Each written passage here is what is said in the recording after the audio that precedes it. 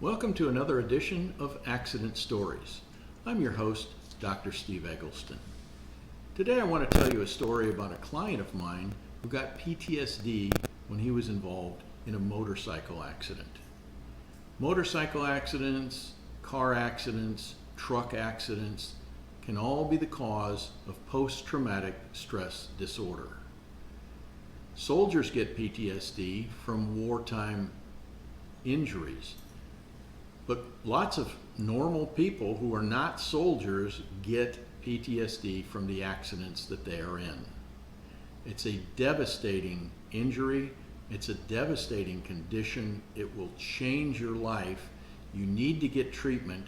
There are treatments available, and I suggest that you talk to your doctors, talk to your attorney about making sure that you get the proper treatment that you need to get over this devastating life-changing injury that occurs in car accidents. I want to talk today about some of the symptoms of PTSD. I use a questionnaire that asks questions about how much these symptoms are affecting your life. So let's go over these together. This is the form I use called Assessment of Reactions, the PTSD form. It asks you to rate the problems from 1 to 5. 1 means it's not at all a problem, and 5 means this is really interfering in my life. The first question is, are you having repeated disturbing memories, thoughts, or images in your head of the car accident? Number 2 is, are you having repeated disturbing dreams of the car accident? Those can be nightmares. Those can be waking up sweating because you're having night terrors or a nightmare about it, a bad dream, if you will. Question number 3 is, do you suddenly feel as if the stressful experience is happening to you all over again? And by that, we don't mean, do you feel like you're having another car accident? It means, are you having the rush of adrenaline and other hormones and chemicals in your body that are causing you to feel agitated, on edge, this rush of adrenaline that surges through your body, and it makes you feel like you're having the same emotional experience as when it first occurred. Now, the fourth question is, are you feeling very upset when something reminds you about the stressful event from the past? In this case, a motorcycle accident, a car accident, a truck accident. Number 5 is, are you having any physical reactions to thinking about the car accident? Those include heart pounding, trouble breathing, sweaty palms, getting nervous, having genuine anxiety. All of those are physical reactions to the memory of the accident that you were in. Question number 6 is, do you avoid thinking about or talking about the car accident? Or do you avoid and try to not have any feelings about it? Some people have found, and when I was in a car accident in 2012 and had PTSD myself, I found that just not thinking about it made me able to cope with it a little bit better. And then after I got some treatment and I was much better, then I didn't need to, and I can think about it now. Question number 7 is, are you avoiding activities or situations because they remind you of the event, of the car accident, of the motorcycle accident? This could include avoiding driving on the same street where the accident occurred, or staying off the freeway where the accident occurred. I've seen this a number of times in many people, that they just avoid that intersection. They go out of their way and drive a different way to work or to church or wherever they were driving to. It is a devastating thing, and I can tell you as someone who's experienced it, someone who has diagnosed it as a doctor and someone who's handled cases as an attorney, my experience with PTSD is this is the weirdest feeling in the world. This just is impossible to explain to someone who's not experiencing it. And if you have a loved one who's experiencing it, whether they're a soldier, a military person, or somebody who's been involved in a car accident, please be kind to them. Love them, because they are feeling very, very strange. And it's in your subconscious mind. You can't think your way out of something like PTSD. It's in your subconscious mind that you can't control. It really messes people up. So please be kind. If you are experiencing it for yourself, you have my empathy. There are treatments which we will discuss in another Accident Stories broadcast and talk about the treatments for PTSD. Question number 8 is, are you having trouble remembering important parts of the stressful experience? And you rate those a little bit, medium, a lot, or extreme. Number 9, have you lost interest in your hobbies or the activities that you used to enjoy? Let's say you used to enjoy travel, and after an accident, you go on a vacation, but there's no joy in it. You just don't feel happiness. What if your hobby is scrapbooking? You do it, and then you get bored with it because it's not fun anymore. This is what they mean by a loss of interest in your hobbies. Number 10 is feeling distant or cut off from other people. This affects relationships very negatively. This can affect your relationships at home, with your family, your spouse, your children.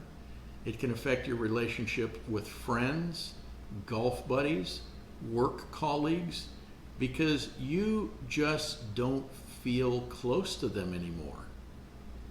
It's really difficult to explain.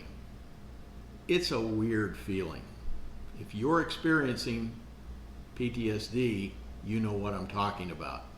If you've never experienced it, ask the person to try to explain it and see if they can do a better job than I can. It's really hard to explain. I frequently tell people, it just feels like the weirdest thing I've ever experienced in my life. Question 11 is, are you feeling emotionally numb or being unable to have loving feelings for those close to you? Number 12, have you been feeling as if your future will somehow be cut short? Question 13 is, have you had trouble falling asleep or staying asleep through the night? And of course, you'll rate these not at all, a little bit, a lot, a whole lot. Number 14 is, are you feeling irritable or having angry outbursts? Are you yelling at people? And this is sometimes when I had a patient and I was talking to them about were they having PTSD, oftentimes I would ask their spouse, is he more irritable than he used to be before he was in the accident, or vice versa? I recall when I was in an accident that my mother was visiting me some months after my car accident, and I went home and I yelled at my mother. And anybody who knows my mother knows she's too nice to yell at. She was such a great mom. Everybody liked my mom. And after I yelled at her one night, I knew there was really something wrong with me. And I went back to the psychiatrist who was treating me for the concussion and PTSD, and I said, I need help. Number 15 is, are you having difficulty concentrating? Sometimes we talk about difficulty focusing for long periods of time. Normally, you just concentrate and you don't have to think about concentrating. But after you have a concussion and or PTSD, you have to force yourself to think, force yourself to concentrate. Otherwise, your mind will just wander off and you won't be able to concentrate on your work or the task at hand. Number 16 is, are you feeling what we call hypervigilant, super alert, this rush of being easily startled, so that if something comes up behind you or a car drives past you on the road and it comes into your peripheral vision, you jump like this. You're just startled and you physically move. That's what we're talking about when we talk about number 17, feeling jumpy or easily startled. Now, this super alert, jumpy, easily startled feeling is pretty weird. I recall after I had a car accident in 2012, I had some therapy called EMDR, and that in 3 sessions took away about 80% of my super alert feeling, the adrenaline rushes going through my body, and the jumpiness that I had after the car accident. So that was a therapy that I had great success with and can recommend to you. Well, you've been watching another edition of Accident Stories, and we've talked about the symptoms of PTSD. I treated patients in my chiropractic office in California for 20 years. Then in 2007, I became a personal injury attorney and began practicing law in California. I've handled thousands of personal injury cases. I've handed out checks for millions of dollars to my clients. And I have to tell you, not one single client has ever said to me, "Well, Dr. Eggleston, I'm really happy I got in this car accident so I could get all this money." Nobody is ever happy with the amount of money that they get because, frankly, they would rather have never gone through it at all. Car accidents can be devastating to you, especially if you develop these symptoms of PTSD, post-concussion syndrome, or you have to have surgeries or shots. It doesn't matter how much money you eventually get, it's more important to get back your health. So focus on getting well, focus on your health. I wish you good health. I wish you a successful case outcome. If you would like to see more accident stories where I talk about symptoms of other injuries, or the one where I talk about treatments for PTSD, subscribe to the channel. Just click the subscribe button below, and if you click on the bell icon right next to the subscribe button, you will be notified every time there's a new episode. I'm your host, Dr. Steve Eggleston, and this has been Accident Stories.